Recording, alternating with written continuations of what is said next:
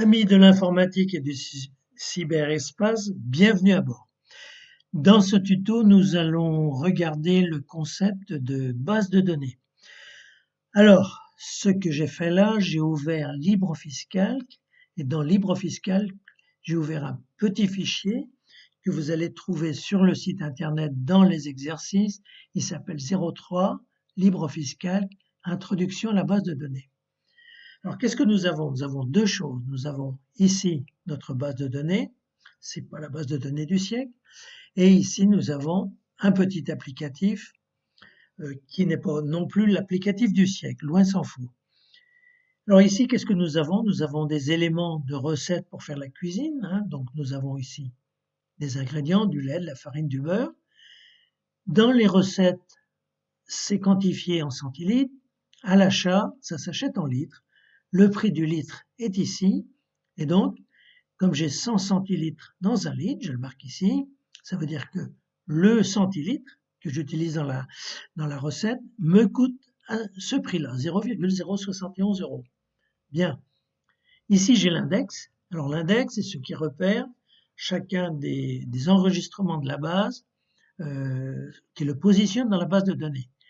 Et dans chaque enregistrement, vous avez différents champs. Ici, par exemple, vous allez avoir ingrédients, unité de mesure, unité d'achat, etc. Donc tout est bien repéré. Vous voyez, vous avez des colonnes et des lignes. C'est très clair. Ici, la différence, tout ça, ce que vous voyez ici, ce sont des informations que l'on doit rentrer au clavier ou d'une autre manière. Ici, là, c'est un élément qui est calculé, mais qui va être très utile. Alors, maintenant que nous avons cette base de données, nous allons l'utiliser. Alors, comment est-ce qu'on fait? On prend une recette de crêpes qui nous a été communiquée par Maître Jacques. Cette recette de crêpes, elle est pour 6 personnes. C'est la recette de base.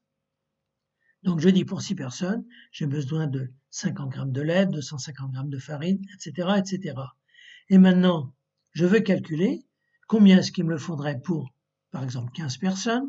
Et puis, si je mets 20, je ferai le calcul pour 20. Et ce que ça va me coûter. Donc, voilà le but. J'extrais des informations et je les traite, c'est-à-dire à partir d'un élément de base, je vais calculer ce qu'il me faut.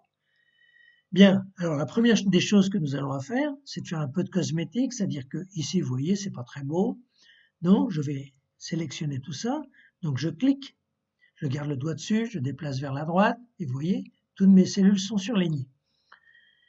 Ici, je vais les centrer, donc centrage horizontal, je viens ici, vous voyez, centrer, hop, vous voyez, donc c'est au milieu, au sens horizontal, de chaque cellule. Maintenant, centrage vertical, voilà, nous sommes au milieu du milieu. Et là, je vais mettre tout ça en gras parce qu'il faut quand même que ça ressorte un peu. Voilà. Et ben, je me sens mieux, c'est quand même plus élégant. Bien, maintenant, nous allons attaquer la partie calcul. Comment est-ce que nous allons faire ce calcul, prix unité de recette? Alors, pour ça, je rends le signe égal au clavier. Vous voyez, égal. Il apparaît ici dans la cellule et il apparaît ici, là-haut. Égal, alors, prix unité de recette, eh ben, c'est le prix, mon prix d'achat, hein, ici, voilà, que je vais diviser par le nombre, par les 750, c'est-à-dire le nombre de grammes que j'ai dans mon paquet. Donc voilà, je valide. Et là, alors là, LibreOffice, il me le fait gratuit. Bon, il est sympa, mais je suis pas sûr que l'épicier va apprécier. Donc, on va regarder ça. Je clique dans cette cellule et vous voyez ici, j'ai un petit truc qui s'appelle ajouter une décimale. J'y vais. Déjà, il commence à me trouver un petit peu de sous. J'en rajoute une parce que je suis curieux. Et vous voyez, on est à 0,017. Alors, de toute manière, LibreOffice fera le calcul sur ce chiffre, hein, même s'il n'apparaît pas entièrement, même si c'était 0, il ferait quand même le calcul. Donc, je vais centrer ça, vous voyez, ici, hop, ça va être quand même plus beau. Et je vais dupliquer ces cellules sur tous les autres éléments de la base de données. Donc, vous voyez ici, il y a un petit rectangle. Vous voyez, je déplace mon curseur dessus, il se transforme en croix. Je clique, je garde le doigt et je déplace vers le bas. Hop, et là, je lâche. Vous voyez, toutes mes formules ont été dupliquées. Maintenant, ma base est complète. Donc, on va aller voir ce qui se passe côté applicatif. Donc, déjà, Je vais commencer par centrer ça, vous savez. C'est plus joli quand c'est plus beau, n'est-ce pas? Ici, l'unité, bon, ben, on va la mettre, hein, égale. Donc, on va aller chercher cette information dans la base de données égale. Et dans la base de données, c'est ici, l'unité de mesure. Voilà, hop, tac, je clique dessus. Vous voyez, il m'a fait égal C6. Je valide, effectivement, il me trouve des grammes, ça me convient. Je centre, voilà. Et là, je vais dupliquer. Donc, vous voyez le petit rectangle, je déplace le curseur, ça se transforme en croix. Je clique, je carre le doigt et je déplace vers le bas. Et là, c'est magique, il m'a tout trouvé. Maintenant, on va faire un calcul intermédiaire, c'est-à-dire quelle est la quantité dont on a besoin par personne. Eh bien, pour faire ça, toujours le signe égal que je rentre au clavier, égal. Hein, le nombre, la quantité de la recette, 250 grammes qui est ici, je clique, et que je vais diviser, donc je rends la base oblique au clavier, divisé, par le nombre de personnes qui est ici, hein, 6. Voilà. Et là, je valide. Effectivement, on me trouve 41,67 grammes. Je centre comme à mon habitude. Et là, je vais dupliquer. Donc, vous voyez, hop, ça se transforme en croix. Je clique, je garde le doigt dessus, je déplace. Alors là, LibreOffice, il me fait la tête. Il me dit, mon garçon, t'as pas été bon sur ce coup-là. Bien. Alors, qu'est-ce qui s'est passé? Alors, je vais vous montrer. Vous voyez, ici, dans cette cellule-là, K6, ma formule, c'est I6 divisé par J2. Ici, c'est ici, c'est la quantité, donc ça va bien. Divisé par J2, le nombre de personnes, ça va bien. Ça marche. Si je me mets en dessous, il me trouve I7, parce que vous voyez, quand il déplace, il change l'adresse des cellules utilisées. Donc il me fait I7, ça va bien, c'est ici, hein, mais I7 divisé par J3. Ben, J3, c'est pas mon nombre de personnes. Alors, vous voyez, ici j'ai J3, c'est pas le nombre de personnes, qu'est-ce que je fais? Alors, soit je mets J2, soit j'utilise une autre astuce. Donc, je viens ici, et là dans mon J2, vous voyez, je vais cliquer dessus, clic, clic, juste sur le J2. Clic, ça me sélectionne l'adresse de la cellule.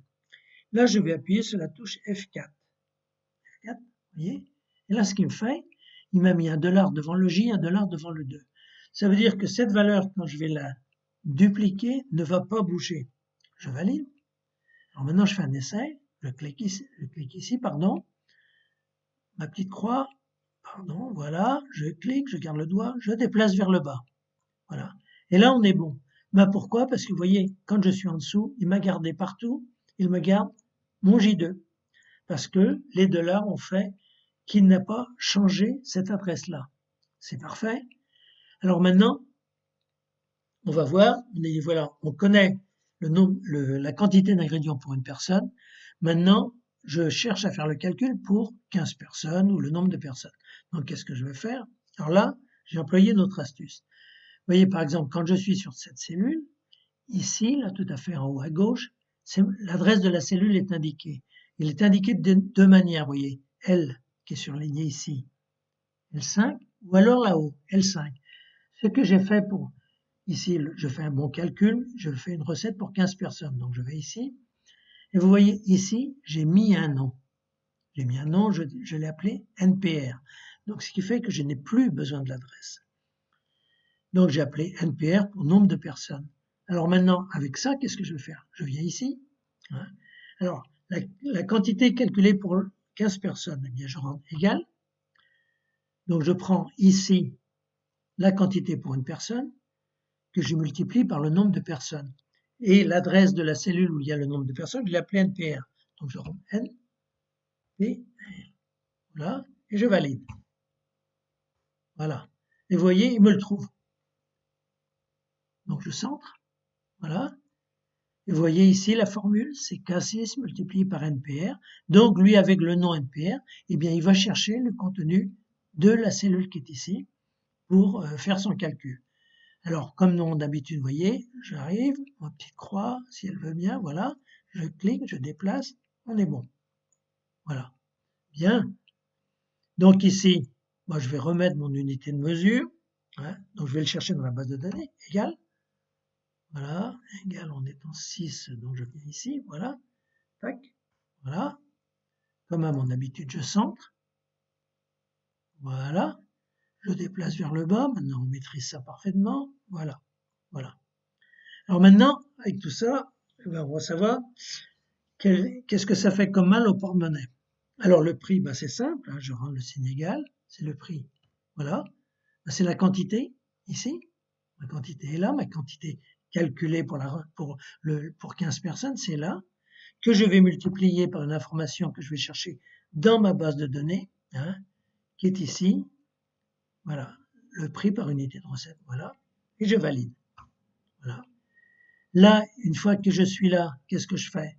Je centre comme à mon habitude, et je vais mettre ça en format monétaire. Alors pour mettre en format monétaire, vous voyez, je viens ici, je clique sur le petit euro qui est là, je clique dessus, et vous voyez.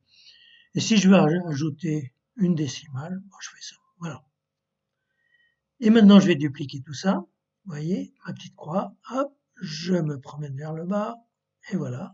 Et j'ai mon prix pour chaque ligne de produit. Hein. Vous voyez, par exemple, je sais que le beurre va me coûter un demi-euro, etc., etc. Ouais. Pardon, oui, c'est ça, le beurre. Donc, maintenant, je vais faire mon total. Alors, je viens ici, tout à fait, prix total. Alors là, j'utilise une autre astuce. Vous voyez ici, j'ai un sigma. J'ai un petit triangle vers le bas ici, sélectionner la fonction, je clique dessus, et là, je vais faire une somme. Hop. Alors, comme Libre Fiscal qu'il est intelligent, il a déterminé que juste au-dessus, il y avait plein de données numériques. Donc, il me les a trouvées tout seul, je valide. Voilà. Donc, vous voyez, ma recette me coûte 27 euros pour 15 personnes. Alors maintenant, si je me dis, c'est quand même un peu cher, je vais en inviter que 10. Eh bien ici, je vais rentrer le chiffre 10, vous voyez. Hop. Et tous mes calculs sont faits, mes calculs par ligne de produit et mon calcul total.